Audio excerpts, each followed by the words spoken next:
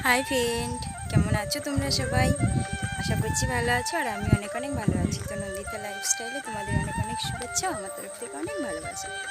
তো দেখো, সন্ধে হয়ে গেছে প্রায়, এখন বাজছে হলো 5:45, আর আমি এতক্ষণে ভিডিও শুরু করলাম।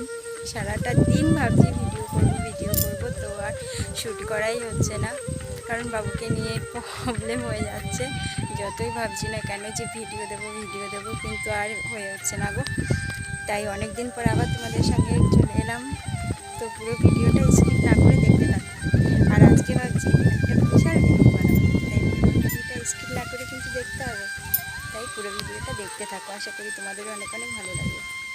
দাঁড়িয়ে আছি হলো গঙ্গার ধারে, আমি তোমাদের দাদাভাইয়ের জন্য ওয়েট করছি। তোমাদের দাদাভাই গেছে হলো বাবুকে নিয়ে একটু ঘোরাতে গেছে, আর আমিও কিছু জিনিস আনতে দিয়েছি। এই যে বললাম একটা জিনিস বানাবো, তার জন্য কিছু জিনিস আনতে দিয়েছি, তো তার জন্যই আমি এখানে দাঁড়িয়ে ওয়েট করছিলাম।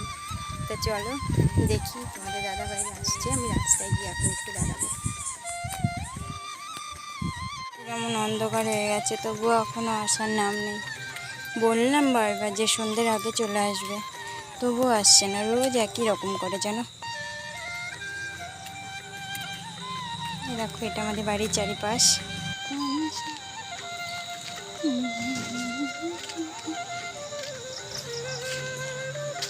এই দেখো, এটা আমাদের বাড়ির রাস্তা। তো আমি এখন রাস্তায় দাঁড়িয়েই ওয়েট করছি।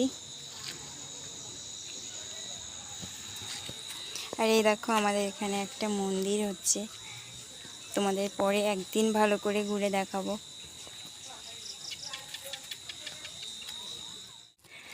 হলো না তো, বসো বসো। চলে এসেছে মশলাপাতি। 300 টাকার জন্য কালকে এইটা দেওয়া হইল না। কি এনেছে এগুলো?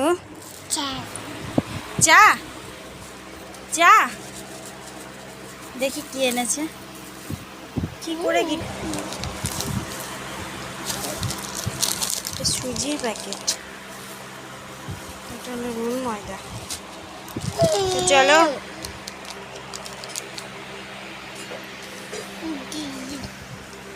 এগুলো ওর খেলনা হয়ে গেল। কি এগুলো, কি খেলা? ফুটো করে দিও না। বেশ, ঠিক আছে, চলো। এরপর যখন রান্না করবো তখন তোমাদের সঙ্গে আবার শেয়ার করছি। টাটা, একটু বাদে। ওয়েট।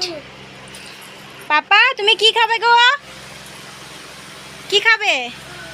কি করব বলো? হ্যাঁ, কি খাবে বলো? তারপর এদিকটা দেখো, আমি চলে এসেছি রান্না করতে। আর এদিকটা এসেই না, আমি আগে দুধটা জাল দিয়ে নিচ্ছিলাম। মা ওদেরকে চাটা করে দিয়েছি, তারপর দুধটা জাল দিয়ে নিচ্ছিলাম, কারণ দুধটা একটু ঠান্ডা না হলে না ওই গুঁড়িটার মধ্যে দিতে পারবো না। আর তোমাদেরকে তো বলিনি। আর আমি কি করব বলো তো, আমি করব হলো পিঠে, তার জন্যই দুধটা জাল দিয়ে নিচ্ছি একটু। তারপরে এদিকটা দেখো, আমি একটু হালকা করে সুজিটা ভেজে নিচ্ছিলাম, আর ওদিকে ময়দাগুলো চেলে, ময়দা তো না, গুঁড়ি, চালের গুঁড়ি, ওগুলো সব চেলে রেখেছিলাম আগেই। আর এদিকটা দেখো, আমি সুজিটা বসিয়ে দিয়েছি, এটা জাল দিয়ে নেবো। আর ওদিকটা দুধটা তো জাল হয়ে গেছে, একটু ঠান্ডা হবে, তারপরে না ওই মালপোয়া করব। মালপোয়ার মধ্যে ওটা ভিজিয়ে রাখবো, দুধটা দিয়ে ভিজিয়ে রাখবো, তাহলে পিঠেটা ভালো সুন্দর ফুলবে। তার জন্য দুধটা আগে জাল দিয়ে নিয়েছি, জানো তো। আর এদিকে সুজিটাও একটু মালপোয়ার মধ্যে দেবো, আর একটুখানি পিঠের মধ্যে দেবো, তালের বড়ার মধ্যে দেবো।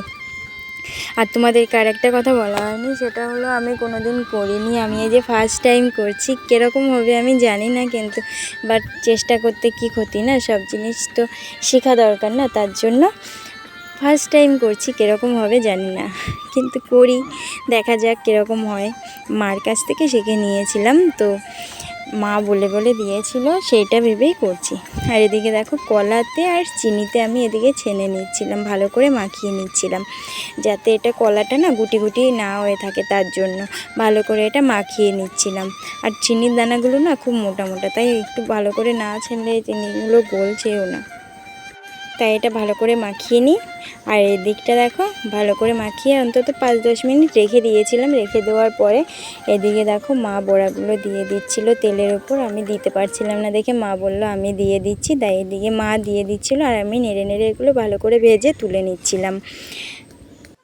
আর এগুলো কি বলো তো, চালের গুঁড়ির তো, তাই বেশিক্ষণ যদি একটু ইয়ে না করে ভাজি না তাহলে না ভিতরটা কাঁচা থেকে যাবে। তাই এটা নেড়ে নেড়ে একটু ভালো করে লাল লাল করে ভেজে নিচ্ছিলাম। আর কাঁচা থাকলে তো খেতে ভালো লাগবে না, না যেরকমই হোক জিনিস কাঁচা থাকলে তো খেতে ভালো লাগে না, না তার জন্য এটা নেড়ে নেড়ে আস্তে আস্তে ভেজে নিচ্ছিলাম।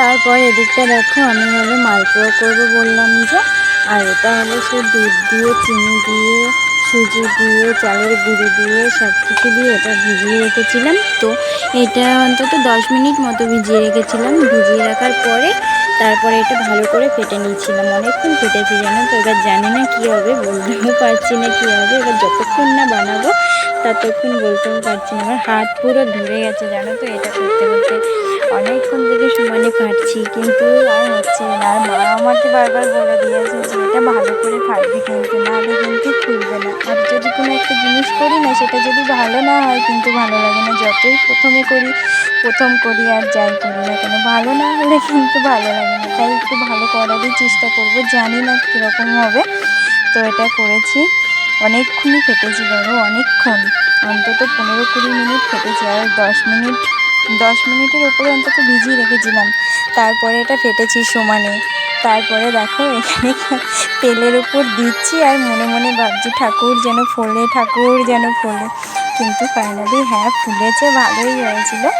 এবার খেতে কেমন হবে সেটা যতক্ষণ না খাবো ততক্ষণ তো আর জানি না, কিন্তু এটা ফার্স্ট যেটা করেছিলাম বেশ ভালোই হয়েছিল, ফুলেও ছিল।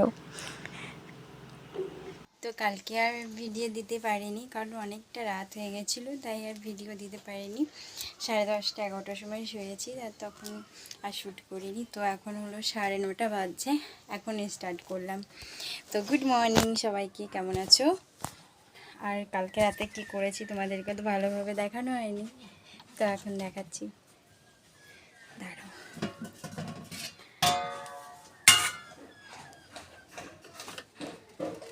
এই দেখো, দেখছো?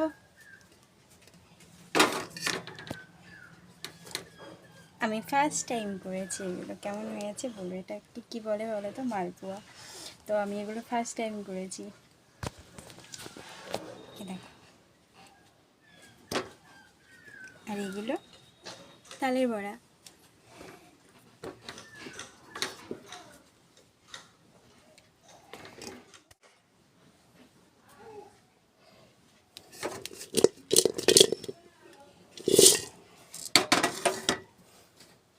তো কেমন হয়েছে আমাকে কমেন্ট করে বলো সবাই। আমি অতটা ভালো পারি না, তাই যেমন পেরেছি তেমনই করেছি।